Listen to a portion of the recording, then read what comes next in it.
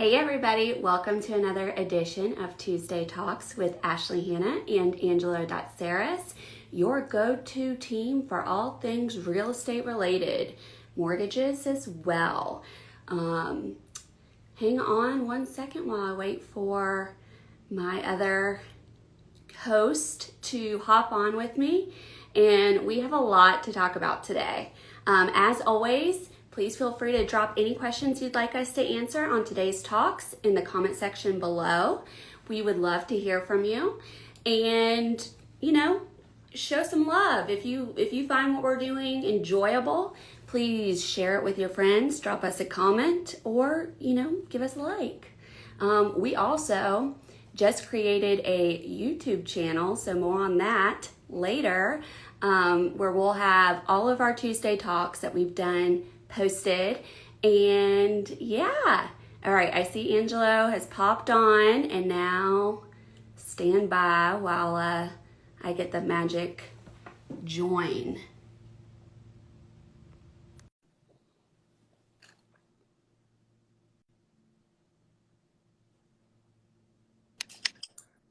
Yo, Hi, what's up, Ash? how's it going? It's going. A little cray. How you doing? Yeah, I'm hanging in there, Right? trying not to get beat too bad in this market. Yeah, I know. Every night I'm just licking my wounds. I don't like the way that I look. Okay, there we go. Okay. That's better. Okay. This is my face. I don't like it. This is as good as it gets. I hear you. All right. So yeah, let's get right down to it. Yeah. The CoreLogic report that I sent you earlier today. Yes. That's craziness. Yeah, you wanted to talk about that today, didn't you? Go into yeah, let's go into some details. Okay, you start off. Let me pull it up. But CoreLogic, basically CoreLogic's saying that there was a 10.4% increase from basically year over year. And they were way wrong because it was supposed to be like a negative 6%. If I'm not mistaken, maybe it was supposed to be just 6%, but it's up to 10.4% year over year. Right. With that. So I thought that was very interesting. Now we know, of course, it's not going to sustain that, with the inventory, but still, sometimes even the data companies can be a little bit off when we have crazy, unprecedented times. Well, it made me think about, we talked about this probably in one of our December talks about our predictions for the following year. And we kind of went through the Mortgage Brokers Association, what Zillow thinks, what NAR thinks, as far as what we're going to see in 2021 with home prices. And most of them are around, I think the highest prediction was around 6% increase over prior year. Which is right in line with, CoreLogic was in that as well. I'm just trying to pull up that report while you do that, but go ahead. Well,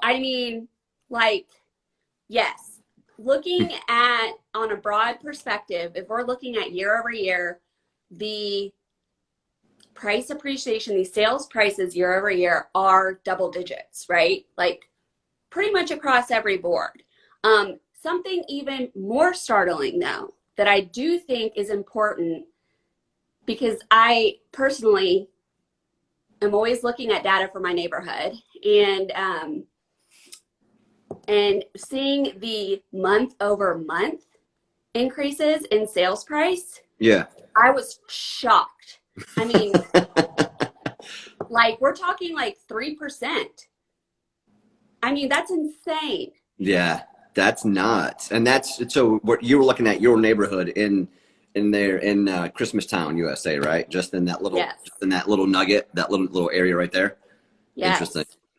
And then I read an article too, preparing for today, that said, this is from the CANOPY MLS. Now this is talking this article was issued March 17th. So the data for March is going to be released. Usually they release it around the 7th. So we'll have that probably tomorrow to talk about next week. But they were in like a blurb that they released. They said that in the Charlotte region, January 2021 compared to February 2021 saw a 4% month-over-month increase in price appreciation.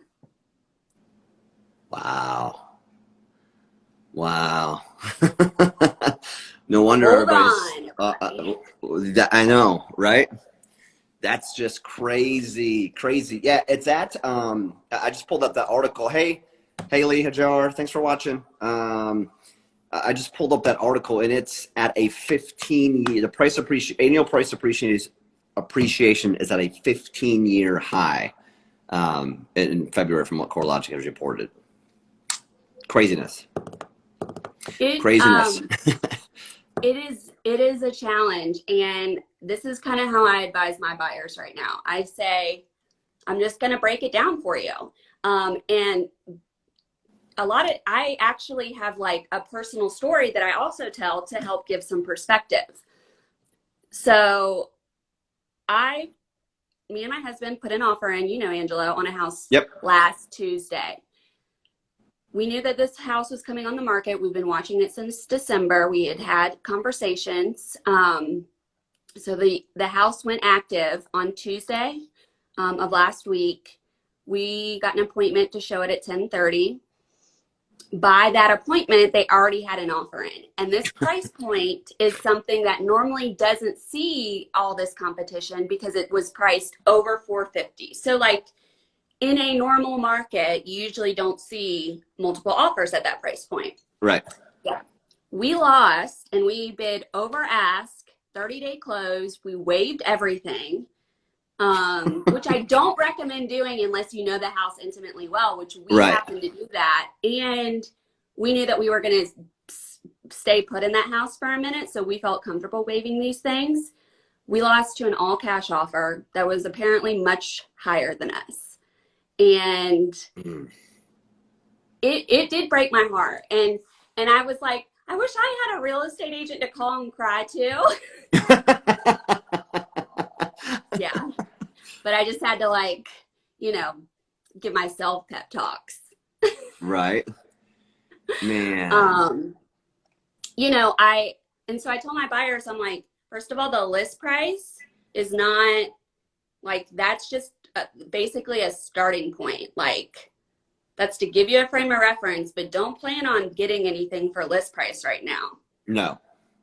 It's rare to get something for list price right now.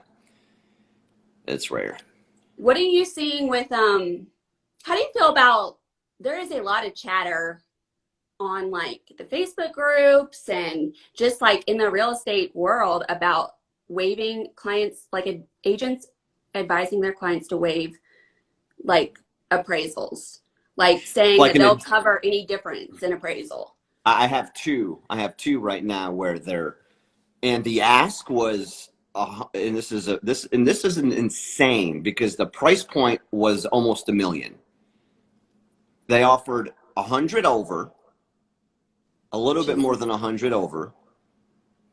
They are based, and they had to sign an addendum stating that that if the appraisal came in low, that they would cover the difference.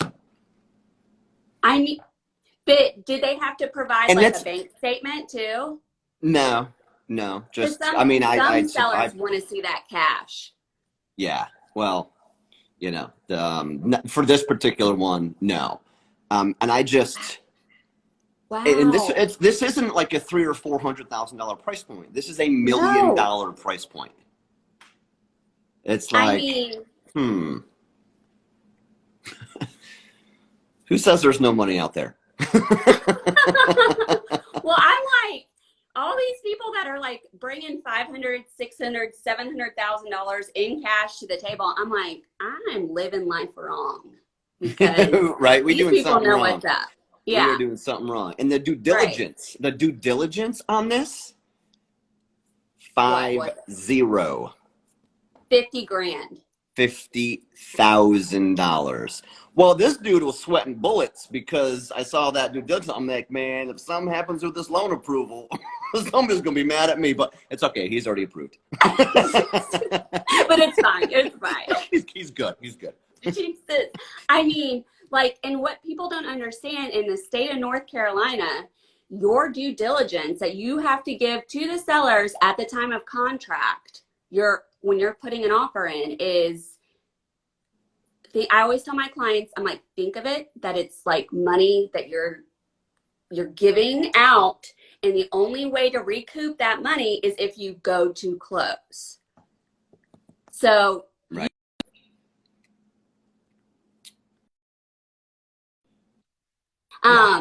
So you could absolutely lose that due diligence if something is found wrong with the structural integrity of the house, if like financing falls through for any reason. I mean, there's a number of reasons why a deal doesn't close, right? A transaction doesn't close, and then that due diligence would be gone. So like, I would definitely be sweating bullets if I was handing over $50,000 in anticipation of closing, like, because you could lose it. I'd be like, right. I was telling my parents have had some properties over the years, and they haven't been in the market. They just kind of know what they know. For me, just talking, having conversations, my mom was like, what do you mean you don't get the due diligence back? What's going on? What are they thinking? I sight unseen? Oh my goodness, Angelo! People are crazy. Yeah. So. Oh my God, that's such a good impression. Yeah, hopefully, I'll send this to her to see if she likes that impression. Yeah, she approves. Yeah. I mean, my dad's like, you crazy? I'd never. None. Not happening. That's so funny. Yeah, but I mean, we've just did some different times. It's just crazy. Well, it's funny you mentioned parents, because last night my mom texted me, and they have our house that we grew up in Stockbridge, Georgia. They still have it. Right now they're remodeling it. And the house next door just sold without doing any kind of updates or anything like this. The houses are built in the 90s. And it's, just a family neighborhood. And it sold for it went under contract for $265 in 24 hours with multiple offers. And my mom was like, they didn't list it high enough. They should have listed it higher. And I'm like, Mom, I said, I hear ya. And you sound like one of my clients, but let me tell you some rationale behind listing and what could happen if you do list too high. If you list a house, if you advise your clients to list a house above what you can find, what you could substantiate value wise. Correct. Then you are setting yourself up for some potential issues down the line, like appraisals. Like, buyers are betting that the house will at least appraise for the list price, which if agents are doing their job right, yes, they should. But when, people are saying they're going to cover these huge chunks over appraised value based on their purchase price, like if you're not even getting it right on the list side with that number, then I mean, it makes it a very sticky situation. Yeah. So I just always warn people when they're like, I should have listed it higher, I should have done this. And I'm like, I hear you, but the market is going to dictate what the market dictates. We're going to price it right. And then, in this market, you will see multiple offers, which will drive that price up, but we can at least justify our list price, which is that's just all the justification you need to right. thwart any problems. Parents. Right. Oh my gosh. Yeah. When she's like, Angel, do you think you can find us a cheap property? Like just like maybe like 200. I'm like, yeah, 200 is the new 500 right now. Right. Yeah. You might as well just, I mean, go to Vegas and like throw all your money into blackjack or something. Exactly. Good luck. Yeah. Because I was telling you, remember I told you like somebody, one buyer, like there were buyers lined up outside of this listing that just went live and they were like beating each other with umbrellas, these women. Oh my gosh.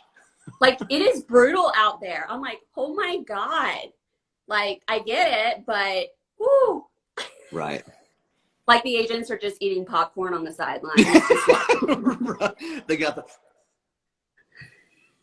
they're drinking their soda. Yeah.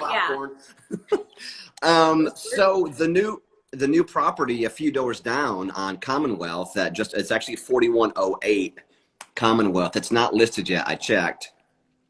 My neighbor, I was talking to him the other day. I was taking the dogs for a walk. And I don't know if you've been down my street lately. So if you're looking at my house, so it's basically four houses down. It's new construction. They basically bulldozed an old mill home. They threw up like a modern looking home, right? You kind of know the prices in the area. Guess it's 3,100 square feet. Guess what the ask is going to be? 900. Oh. Is it around 9? Close. 830. And the only reason I knew that is because I did recently I looked at that neighborhood here recently and I saw one for 760. And then I was like, okay, yeah. And then so it's new construction, which adds, I mean, that's a plus, right? When you're looking at pricing out properties. 830. I mean, I bet you're really just like, I mean, if you're a homeowner right now, you're just sitting there like, watching your values go up. But like, making it rain equity. I know, but it doesn't matter. And that's what I tell my clients. I'm like, it's cool and all. It's really cool to see like your property going up in value so rapidly, right? In such a short period of time. But like, it doesn't matter unless you're selling it. And then if you sell it, where are you going to go, bro? Like, there ain't nothing there. Right. Yeah. So I was like, Kendall, I was like, do you think we could maybe sell this house? I know. Hell to the no. Hell to the no. Well, yeah. It's tempting. It is very tempting. You know, a little bit more square footage and things like that. But, yeah, no. Sorry. I can't tell you how many clients I've been like, I know that you are, salivating at what I'm telling you your house is worth, but trust me, like you sell it, you have to go somewhere. That's usually how this works. Yeah. So, and that is a different beast. Unless you're like moving out of state or like you're building, like you have land somewhere out in the country and you're already like in the process of like, there are situations where it does make sense, but they are far and few between. Yep. Agreed. Oh, get down. How do I fix that? Sorry. Technical difficulties. Yeah. All right. So that's what's up. Yeah. I mean, you know what? I think I just thought about this, but it would definitely run over if we started now. But I think next week, I think we need to school homeowners about like a HELOC, home equity lines of credit, or home improvement loans, or things like that. So yes, a lot of people don't realize it or don't think how advantageous it could be to have a HELOC attached to your, behind your first mortgage in case, well, we won't get into it now because it's definitely a lot of food for thought. But I was thinking about that today on the way because I had some appointments this morning. I was thinking about that. I was like, we should talk about that because people don't realize how important it is to potentially have access to that. So I'm with you. I think that's really, I want to know about it because I don't know a lot about it. And if people can't sell, if people, are concerned about selling, then they can use that, right, to make their current home more desirable for Yeah, themselves. and there's so many things that we could talk about with that. Why it's beneficial to have something like that in your back pocket. So I'll see about that today. So yeah, jot that down for notes for next week's Tuesday Talks. Yes. All right. So now we got something on deck for next week. And as always, we encourage everybody to send us their ideas. If you got any questions about a HELOC or a line of credit or anything like that, please send us a message, shoot us send us a note, shoot us an email, whatever, and we will be more than happy to answer those for you next week. That's right. Thank y'all so much for tuning in, and we will see y'all next week on Tuesday Talks. And follow our Tuesday Talks YouTube channel. Boom. Yes, I mentioned that at the top of the like when I went live, and I was Angelo has the details. Like, I feel like he'll do better. Yeah. So we just started a YouTube channel. It's called Tuesday Talks with Ash and Ange. So you can just go on there, just search for it. I'm sure you'll be able to find it. And we're going to put all of these Tuesday Talks on that. We're loading them up slowly but surely, because we've done quite a few over the last, when did we start this? About 6 months ago or so? It was like July, the end of July, August. Yeah. So it's been, so it's I don't know, 8-9 months. So yeah, okay. So yeah, we should have a party for like our the Tuesday Talks anniversary. Yeah, like with like I'm down. confetti. I'm down. I'm down 100%. But yeah, until next week. See you guys later. We'll see you later. Thanks for tuning in. Bye.